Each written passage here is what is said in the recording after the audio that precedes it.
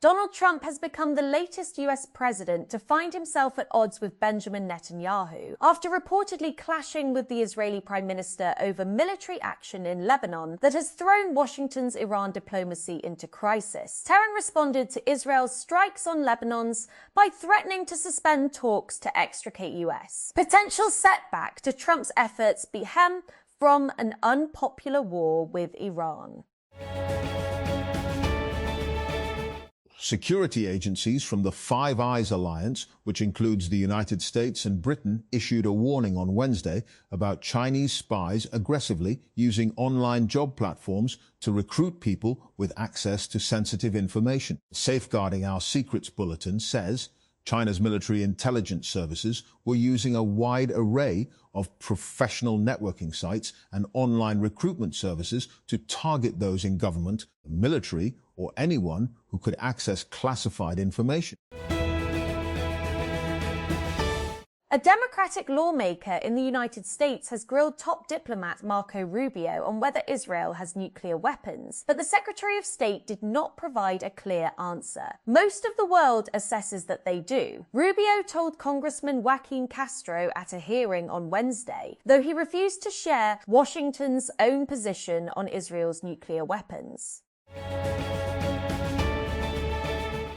Loading the player, defense tech is red hot right now. Anduril and Mac Industries just doubled and quadrupled their valuations respectively, and the US government is proposing a 40% increase in defense budget. A wave of new startups is chasing those government contracts. But according to Ross Fabini, the venture investor wrote Anduril's first check, most of them will get lost in the valley of death, between prototype contract and real production deal. Meta's attempt to pioneer a metaverse and make VR cool totally flopped, except for one shining diamond in the rough, Supernatural, a VR fitness game that made working out feel fun and accessible. Now, all users can rejoice that Supernatural isn't shutting down after all. For Meta went through the hassle of fighting an 8-month antitrust battle so that it could acquire within the game studio that made Supernatural in 2023. The deal was reportedly worth around $400 million, plus however much it cost to fight and win an FTC lawsuit. Yet after all that effort, Meta laid off much of its VR team and announced that it would stop adding new content just a few years later. Tehran, Iran is facing more energy constraints as its summer season begins, with the widespread use of air conditioning and other needs during hotter months contributing to an imbalance between supply and consumption. For decades, successive Iranian governments have kept utility bills well below supply costs for households and offices through a mix of implicit oil and gas subsidies, administered tariffs, state-controlled pricing, and sometimes direct financial support. Heavy gunfire has broken out in central Mogadishu as Somalia's former Prime Minister Hassan Ali Khayre says he has been attacked by government forces before planned protests. An attack was launched against us by forces commanded by the president whose term has expired. Khayre said in a social media post on Wednesday, adding they had been preparing for a peaceful demonstration the following day. Google Labs, the tech giant's team devoted to experimental product design, has launched a new AI-fueled app for iOS and Android that will quite literally animate your life. Behold, Dream Beans. Why is it called that? We'll get to that later. Substack announced on Wednesday a new feature called Reply Rules, designed to give creators greater control over how their audiences are able to respond. With the feature, creators can establish specific guidelines for comments on their posts, in notes or in chat. These guidelines might include requests to eliminate AI slop or profanity, or something silly like only requiring replies in haiku form. Pakistan Customs has foiled an attempt to import restricted cigarette tipping paper that was allegedly misdeclared as poster paper in reels at the Collectorate of Customs Appraisement, West Karachi. According to customs officials, the importer submitted documentation declaring the consignment as poster paper. However, during scrutiny, authorities became suspicious and initiated a detailed examination of the shipment. Washington, U.S. Secretary of State Marco Rubio told lawmakers on Wednesday that Washington's military campaign against Iran, codenamed Operation Epic Fury, had concluded, and that any subsequent American military action would be defensive in nature rather than part of an ongoing offensive operation. Rubio made the remarks during a House Foreign Affairs Committee hearing when members of Congress questioned the administration's assessment of the conflict and its aftermath.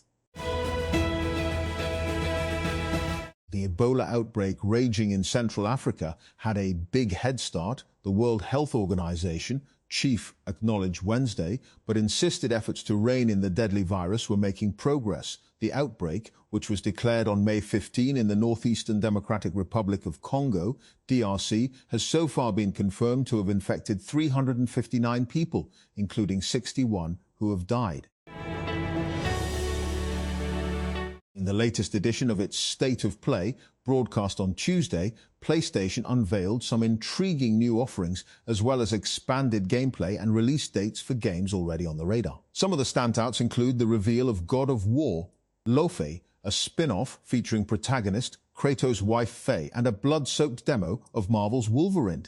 Here's a list of titles that really piqued my interest, and feel free to tell us what you're excited for in the comments.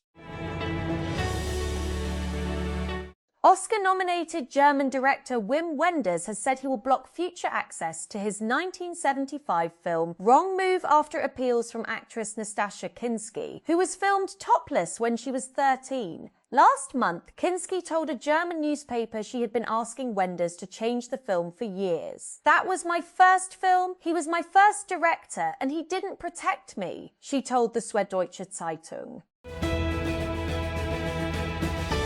Israeli strikes killed at least 9 people in southern Lebanon on Wednesday, authorities said, as the Iran-backed armed group Hezbollah said it fired rockets into northern Israel. Lebanon's health ministry said the dead included 2 paramedics whose ambulance was hit in a strike in the southern Shower area. A car was also struck just south of Beirut. Previous World Cup appearances won Best Performance, Group Stage 2022, First Appearance 2022, Qatar Top Goal Scorer, Mohamed Muntari won, Most Appearances, Abdelkarim Hassan, Boualem Kouki, Akram Afif 3 each, Player to Watch, Almoez Ali FIFA World Ranking, 55 4 years on from their FIFA World Cup debut on home soil, Qatar are gearing up for a new dream. Benjamin Netanyahu has played down reports of a rift with Donald Trump after the United States president confirmed that he recently called the Israeli Prime Minister thing crazy. Asked during an interview with CNBC on Wednesday, Netanyahu rejected the idea his ties with Trump have shifted. "No, this has been a great relationship because he's been the greatest friend that Israel has ever had in the White House."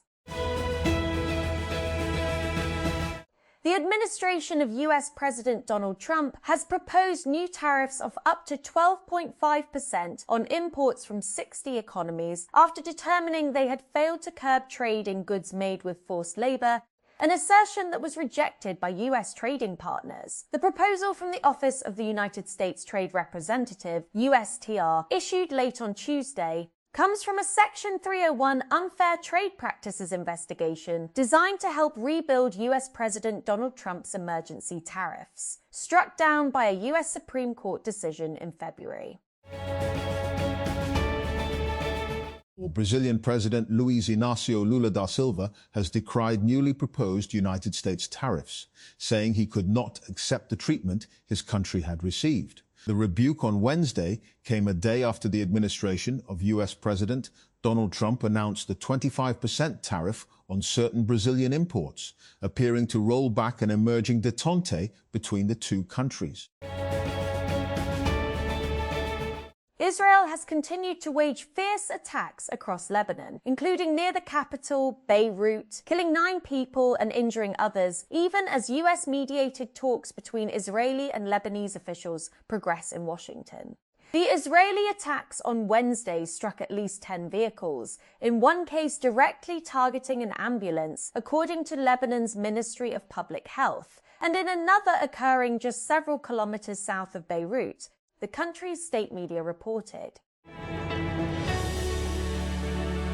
Carvana has been granted the option to invest in Slate Auto, the electric vehicle startup backed by Jeff Bezos, according to documents obtained by TechCrunch. Paperwork filed with Delaware's Division of Corporations shows that the online used car retailer was given a warrant to buy shares in the startup in 2025. Around the same time, Slate Auto was starting to put together its $650 million Series C funding round.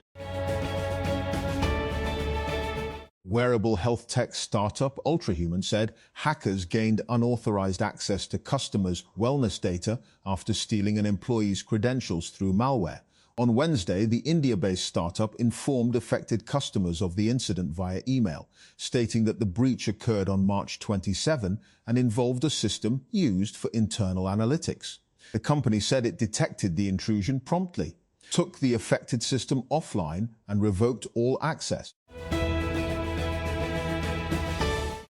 Islamabad. Only 2 in 10 Pakistanis surveyed believe the country is on the right track, with optimism higher among some groups. A survey conducted by market research company Ipsos shows men are more optimistic than women, while rural residents show more optimism than those in urban areas. Of the 4 provinces, respondents in Khyber Pakhtunkhwa were the most optimistic about Pakistan's economy.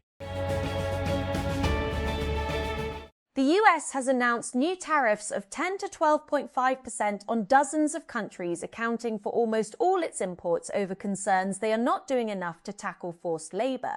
It is the second time President Donald Trump's administration has announced new import taxes since the US Supreme Court struck down many of his previous duties in February. Some 20,000 guests from more than 130 countries are expected to attend the 3-day St. Petersburg International Economic Forum, SPIF, an annual gathering often described as the Russian Davos. This year's event begins on Wednesday against the backdrop of the war in Ukraine and Russia's prolonged estrangement from much of the West. Hours before delegates arrived in the city, Ukrainian drones struck energy facilities in and around St. Petersburg, according to Russian and Ukrainian authorities. The attacks, which took place roughly 16 kilometres, 10 miles from the forum venue, temporarily disrupted operations at the city's airport, though the conference is proceeding as planned.